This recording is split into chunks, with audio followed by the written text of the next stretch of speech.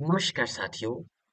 राज्य छात्रवृत्ति 2025-26 में ऐसे विद्यार्थी जो पहले से पंजीकृत है और जिसके में अकाउंट नंबर उनके माता पिता या फिर उनके गार्जियन का दिया हुआ है, तो उनके अकाउंट नंबर को हम कैसे बदल सकते हैं, इसके संबंध में बहुत से क्वेरी आ रही है। तो आज के वीडियो में आपके जितने भी क्वेरी है, जितने भी आपके डाउट्स है, सभी क्लियर हो जाएंगे। तो वीडियो को बिना स्किप किए अंत तक जरूर देखें। साथ ही साथ यदि अभी तक आपने हमारे चैनल को सब्सक्राइब नहीं किया हुआ है, तो सब्सक्राइब करके बेल आइकन के बटन को जरूर प्रेस कर दीजिए, ताकि जब भी हम एजुकेशनल वीडियो अपलोड करें तो इसका नोटिफिकेशन आपको मिल सके और उस वीडियो को आप जरूर देख पाए। तो उसके लिए साथियों, सबसे पहले क्या करना पड़ेगा, आपको आपके विद्यालय की यूजर आईडी और पासवर्ड के थ्रू स्कॉलरशिप पोर्टल में लॉगिन कर लेना है। लॉगिन करने के बाद इस तरह से आपको डैशबोर्ड दिख पड़ जाता है। अब आज हम बात कर रहे हैं कि ऐसे विद्यार्थी जो पहले से पंजीकृत है और जिनका अकाउंट नंबर स्वयं का नहीं है, बल्कि उनके माता या पिता का है या फिर उनके अभिभावक का दिया हुआ है, तो उसको हम कैसे बदल सकते हैं। तो उसके लिए देखिए, सबसे पहले यहाँ पे आपको एक टैब दिखाई पड़ जाता है, पंजीयन या नवीनीकरण 2025-26 राज्य छात्रवृत्ति। अब यहाँ पे देखिए, जैसे ही हम सबसे पहले बात कर लेते हैं पंजीकृत विद्यार्थी का आवेदन फॉर्मेट ए सुधार या नवीनीकरण पे। जैसे ही हम जाता है पंजीकृत विद्यार्थी का आवेदन फॉर्मेट ए सुधार या नवीनीकरण करें, तो जैसे ही हम इसके ऊपर क्लिक करते हैं, तो हमारे सामने एक नया इंटरफेस, एक नया स्क्रीन दिखाई पड़ जाता है, जैसा कि आपको स्क्रीन पर दिखाई पड़ रहा है इस तरह से। अब यहाँ पे देखिए, यहाँ पे पंजीकृत विद्यार्थी का आवेदन फॉर्मेट ए सुधार या नवीनीकरण करे। यहाँ पे देखिए, आपको नोट करके 2 पॉइंट दिया गया है, जिसमें पहला कहा गया है कि विद्यार्थी का राशन कार्ड खाद्य विभाग से ई-केवाईसी व एनपीसीआई से आधार सीडिंग की जांच सफल होने के पश्चात ही आवेदन सुधार किया जा सकता है। और विद्यार्थी को सेंड टू बीओ करने के पश्चात विद्यार्थी इस विकल्प यानी कि ये वाले टैब में दिखाई नहीं पड़ेगा। उसके पहले देखिए, यहाँ पर हमने एक नवीन पंजीयन किया हुआ है और यहाँ पे आवेदन सुधार आपको दिखाई पड़ जाता है। और जैसे ही हम एडिट सेव्ड एप्लीकेशन पे क्लिक करते हैं, तो जो भी डिटेल हमने इस विद्यार्थी का फिल किया हुआ है, वह पूरी जानकारी यहाँ पे हमको दिखाई पड़ जाता है।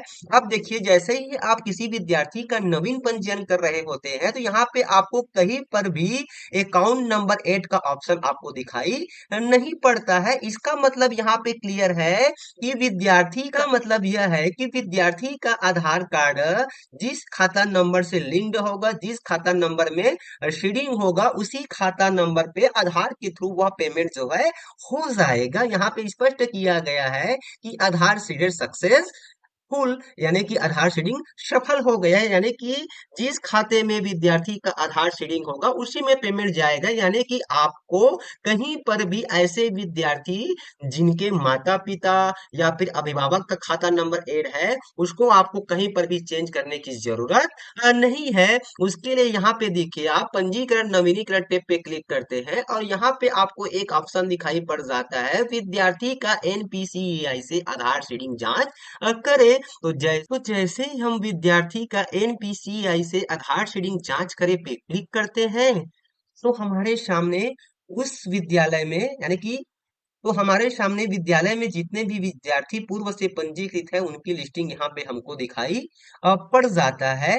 अब यहाँ से देखिए, यहाँ पे हमारे सामने इस प्रकार से पेज दिखाई पड़ जाता है, यानी कि पहले विद्यार्थी का हमको ई केवाईसी कर लेना है खाद्य विभाग से, तो यहाँ पे ये सक्सेस से होगा। उसके बाद हमको ये आधार सीडिंग चेक करे पे क्लिक करना है। जैसे ही आधार सीडिंग चेक करे पे हम क्लिक करेंगे, तो इस प्रकार से हमको मैसेज दिखाई पड़ जाएगा, स्टेटस में सक्सेस और बैंक का नाम और अपडेटेड डेट। इसका मतलब यह है कि विद्यार्थी का जो आधार कार्ड है संबंधित बैंक के अकाउंट में लिंक है, तो यहीं से वह आपके अकाउंट नंबर को ट्रेस कर लेगा और आधार के थ्रू जैसे ही भुगतान होगा, तो संबंधित विद्यार्थी के खाते में चला जाएगा अकॉर्डिंग टू आधार, यानी कि आधार के माध्यम से। अब यहाँ पर देखिए, इस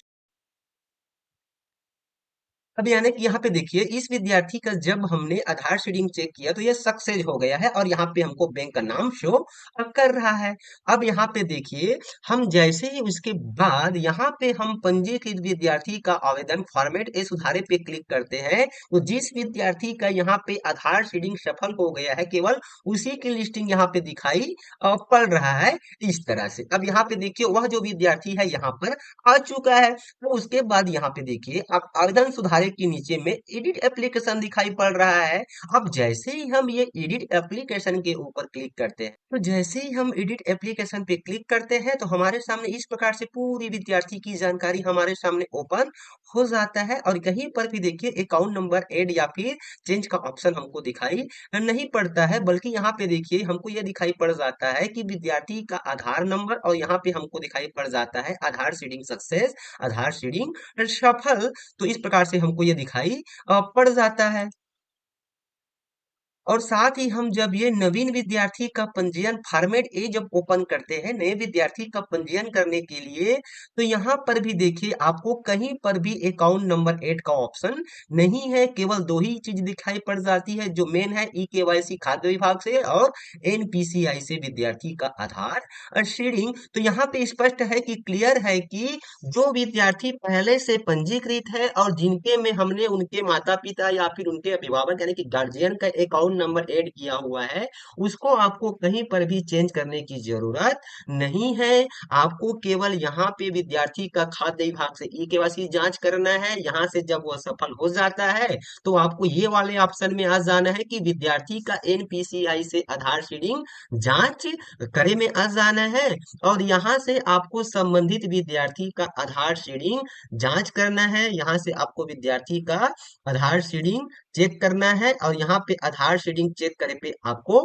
क्लिक कर देना है। जैसे ही आप विद्यार्थी की आधार सीडिंग पे क्लिक करें सीडिंग चेक करे पे क्लिक करते हैं और आपके सामने मैसेज डिस्प्ले हो जाता है कि आधार सीडिंग सफलतापूर्वक पूर्ण हुआ और आपको स्टेटस में दिखाई पड़ जाएगा ग्रीन कलर में कि स्टेटस सक्सेस और बैंक का नाम और साथ ही अपडेटेड डेट। तो इसका मतलब यह है कि संबंधित विद्यार्थी का आधार के थ्रू उसका अकाउंट नंबर विद्यार्थी का स्वयं का ऐड हो गया है। तो यहाँ एक चीज मैं आपको क्लियर करना चाहूंगा कि यहाँ पे स्पष्ट है कि विद्यार्थी का स्वयं के नाम पर स्वयं का आधार सीडेड अकाउंट नंबर होना चाहिए जिससे कि विद्यार्थी का आधार के थ्रू उसके अकाउंट में उसका जो स्कॉलरशिप की राशि है वह डीबीटी हो जाएगा। तो साथियों किसी प्रकार का और आपको इसको लेकर के आपके मन में कोई संशय है कोई डाउट है कोई प्रश्न है तो हमें कमेंट बॉक्स पे जरूर बताएं। तो फिर मिलते हैं साथियों एक नई जानकारी एक नए वीडियो के साथ। तब तक के लिए साथियों नमस्कार, जय जोहार।